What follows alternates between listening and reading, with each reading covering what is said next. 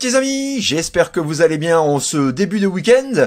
Alors pour cette nouvelle revue Retour vers le passé, je vous emmène cette fois-ci dans un voyage de 19 ans en arrière, soit en 2000, avec donc la présentation du Power Rangers, l'autre galaxie, Centaurus Megazord. Voilà, donc sans perdre de temps, je prends tout de suite la parole et mon mini-moi, quant à lui, vous fera un petit coucou tout à l'heure. Allez, à tout de suite les petits amis. Ah, encore du Power Ranger? Bah, en même temps, c'est moi le boss. Je fais ce que je veux. Mais non, je déconne. Tu sais très bien que moi aussi j'aime bien les robots. Bon bah allez les mecs, pour ceux qui apprécient, bonne revue, et à tout à l'heure. Tchuss. Et voici dès à présent donc un petit 360 degrés de la team sous sa forme véhicule, donc composé de 5 véhicules, série donc adaptée de la série Super Sentai japonaise Seiju Sentai Gingaman. Voilà, donc il s'agissait de la 7e saison de la série américaine Power Rangers, toujours produite par Saban et qui était diffusée donc en 2000 sur TF1. Et revoici donc nos 5 véhicules réunis, donc C1, C2, C3, C4 et C5. Voilà, ce que j'aime tout particulièrement dans ce robot et surtout dans les véhicules, c'est que voilà, ça me fait penser, alors malgré que ce soit donc une série de la fin des années 90, ça me fait penser tout à fait à l'esthétique des robots et des jouets que nous avions dans les années 80, hein, notamment comme vous pouvez le constater, ce petit véhicule, ce petit tank juste ici, hein, qui me fait vachement rappeler certains robots de la bonne vieille époque. Donc voilà, j'aime à la fois donc ce côté qui mélange le kitsch et le moderne, donc plutôt bien fichu. Donc nous allons commencer par la présentation du C1, hein, qui est là donc une petite voiture de sport, plutôt très bien fichu, avec du gris, du rouge, le cockpit qui est peint donc dans une sorte de marron brillant, des stickers, voilà, ici pour habiller un petit peu le véhicule, également donc sur au niveau des jantes, sur le contour des roues, et puis un petit peu de silver juste ici. Donc voilà, un petit véhicule quand même plutôt très bien foutu. Alors voilà, j'ai mon Focus qui fait des caprices pour pas changer. Donc voilà un petit peu hein, pour ce petit pépère, plutôt très bien réussi. Nous avons ensuite le C2, voilà, qui est une sorte de véhicule tout-terrain à 8 roues, donc avec ces deux antennes juste ici. Alors on retrouve, alors là, bon, celui-ci est un petit peu tordu, un petit peu plié, mais on retrouve à nouveau donc des stickers pour former les phares et cette partie-là, voilà, du gold chromé, voilà, du chromé doré sur les flancs.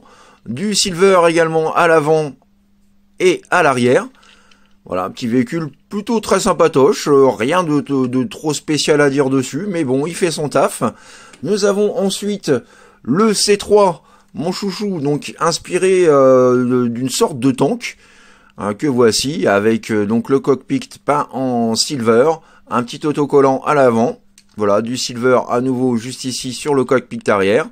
Sur le côté, voilà ce que ça donne, de dos et de dessous. Voilà, petit véhicule que j'aime bien, que je trouve plutôt très fun. Nous avons ensuite le C4, qui quant à lui est pour moi une sorte de véhicule blindé, voilà, à 6 roues, sur lequel se trouvent là encore donc des autocollants en silver sur le côté des roues, sur le dessus et voilà au niveau donc de l'habitacle. Voilà un petit peu ce que ça donne pour celui-ci. Et puis donc nous terminons par le C5. Alors je vais faire un petit peu de place. Voilà. Qui lui bon, est une sorte de gros camion de combat. Plutôt bien fichu également. Donc avec du chrome à l'avant sur le pare-choc. On retrouve là aussi donc du marron, hein, tout comme pour le C1 pour le pare-brise avant. Du silver donc sur les côtés, des stickers à nouveau donc voilà sur le dessus et à l'arrière. Un jour juste ici, la continuité donc des roues pour le faire avancer. Et puis voilà, quelques petites moulures ici. Alors bon, les puristes l'auront sans doute remarqué, hein, je n'ai malheureusement pas les armes. Donc normalement le petit tank lui a des pinces. Voilà, je ne les ai pas non plus, je n'ai pas les armes qui viennent sur tous les autres véhicules et je n'ai pas non plus le casque. Voilà, mais ça n'empêche pas donc de se combiner. Et petit comparatif d'échelle donc avec le Turbo Megazord, voilà, on peut constater tout de suite hein, que le Turbo Megazord en termes d'échelle est bien plus imposant si on se consacre essentiellement par exemple sur les deux véhicules de tête, donc les deux numéro 1. On voit tout de suite, hein, pourtant celui-ci n'était pas le plus gros, mais voilà, comparé à cette série Lost Galaxy en version originale ou l'autre Galaxy dans notre pays. Donc voilà, on se rend compte tout de suite qu'il y a quand même une très grosse différence de taille. Alors à côté de ça, en termes de poids, bon celui-ci est peut-être un petit peu plus lourd, mais ça se joue pas à grand chose. Hein. Là, pour les autres véhicules, on avait des plastiques un peu creux pour certains. Là, les véhicules sont peut-être un peu plus remplis, donc voilà, en termes de plastique, on reste dans une qualité tout à fait raisonnable et acceptable. Alors concernant la transformation, celle-ci se veut comme de nombreux Megazords, simple, intuitive, efficace, pas prise de tête pour un sou. Donc on va commencer par exemple, par celui-ci. Voilà, notre petit C4. Donc vous allez le séparer en deux, comme ceci. Sortir les ergots de fixation pour les articulations des bras. Voilà, et ensuite vous faites une rotation comme ceci, de façon à avoir les points dans l'alignement. Donc voilà pour celui-ci. Monsieur Focus continue à me faire ses petits caprices. Voilà. Ensuite, nous allons continuer avec celui-ci. Voilà, le C2, qui lui, tout simplement, ne propose pas de transformation. Il est tel que. Donc, nous allons prendre le petit tank noir C3. Vous avez donc le cockpit qui est légèrement bombé et qui va venir donc, voilà, se loquer ici. Et vous avez les pattes de fixation pour se loquer dans les petites mâchoires ici et ici. Voilà, on y va, on loque le tout, c'est sécurisé. Ensuite, vous pouvez remonter les petites antennes comme ceci. Nous allons passer ensuite au C5. Alors, pour celui-ci, vous allez remonter les extrémités en noir comme ceci, les rabattre ainsi. Et ensuite, vous allez... Alors, on va essayer de faire un peu comme dans le dessin animé, voilà. Comme dans le dessin animé, comme dans la série, pardon. On déloque et on glisse sur les côtés. On met les pieds en place. Et on vient loquer le tout. Et voilà, ça tient, c'est costaud. Ensuite, vous venez en toute logique, donc, prendre cette partie-là, la ramener vers l'avant et la loquer comme ceci. Et ensuite, on vient assembler le tout ainsi. Voilà. Nous pouvons à présent fixer les bras comme ceci. Et dernière étape, vous faites une rotation dans le sens inverse des roues comme ceci. Vous sortez le petit ergot juste ici. Et vous venez, voilà, étirer cette partie-là, la placer comme ceci et faire une rotation de la tête. Quand c'est fait, vous venez loquer cette partie-là dans la petite mâchoire qui se trouve juste ici. Et on fait pareil avec l'ergot ici dans le dos. Et voilà, mesdames et messieurs, alors je vais essayer de faire, hop là, un plan d'ensemble, notre Centaurus Megazord transformé. Yeah! Petit 360 donc de notre Megazord transformé.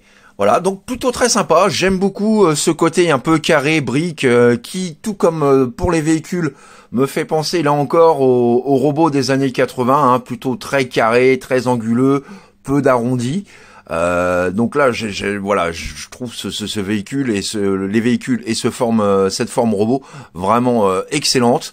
J'adhère, même si, comme certains le savent, je ne suis pas fan donc des séries Power Rangers américaines. Hein. Moi, je leur préfère très largement donc les versions japonaises originales.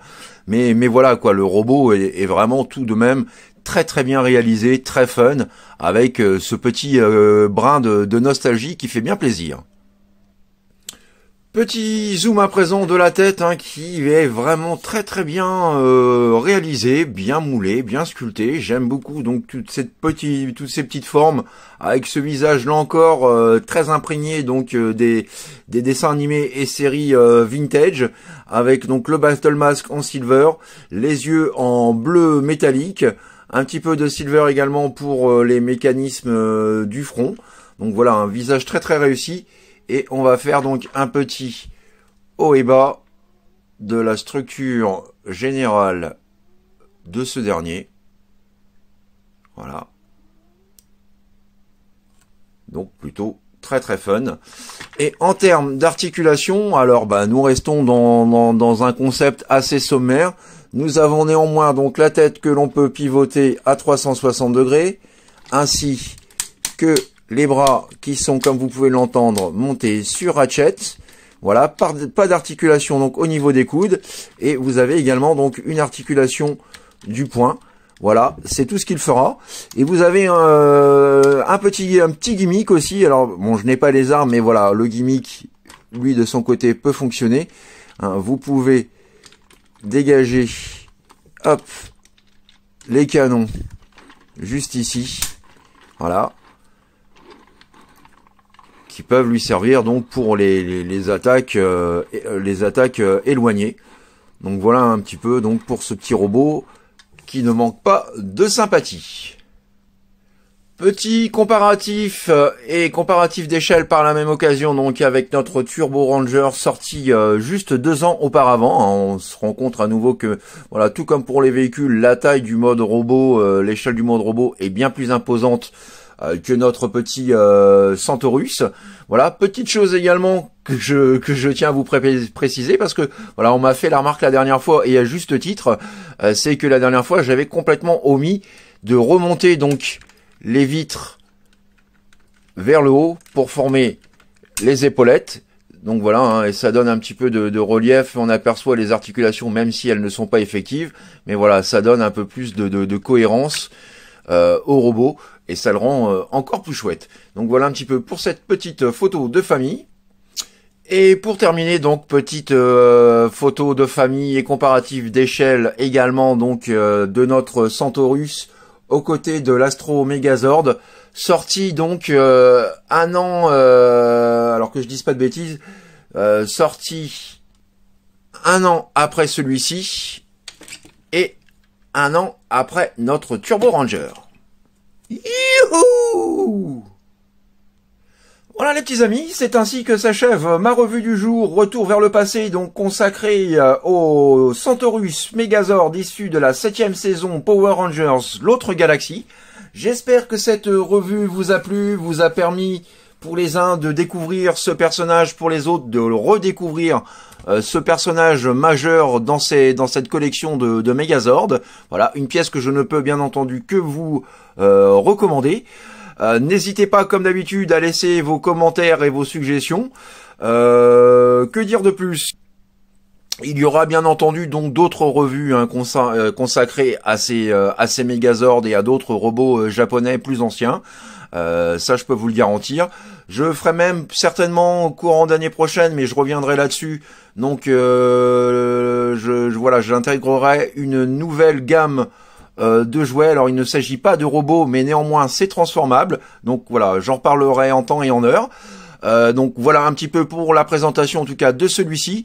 Je vous souhaite de passer un excellent week-end, reposez-vous bien, profitez-en bien, amusez-vous bien, faites bien la fête si c'est le cas, et quoi qu'il en soit, faites ce que vous avez à faire dans l'amour, dans la joie et dans la bonne humeur. Allez, plein de bisous les petits amis, bye bye, tchuss. Ouais, ça n'empêche que leurs homologues japonais sont quand même bien plus foutus et ont bien plus de gueule que les versions américaines, hein. Ils se foutent pas trop quand même, les Amerlocs. Ouais, alors bon, Power Rangers, c'est vrai, hein, ça pue un peu du cul, mais bon, en même temps, hein, quelle idée de copier les séries japonaises, de piquer juste la scène de combat, et puis de faire le tout à sa petite sauce, hein. Alors les mecs, vous déconnez vachement quand même. Et il a un problème, Mini-moi? Non, vu sous cet angle, non, ça va, j'ai rien de spécial à dire, le mec, c'est tout, Attends, nous aussi on va te transformer en robot vintage de taille gamme de ton époque. Et on en reparle tout de suite. Hein? Quoi? Mais qu'est-ce que vous allez faire? Allez, c'est parti! Ah! Mais qu'est-ce que vous m'avez fait, les mecs? Bah, ni plus ni moins que t'avoir transformé en robot Playmobil vintage. Voilà, comme ça tu peux voir la différence entre toi et nous. Ah, décidément, moi et ma grande gueule. Bon bah, je me casse.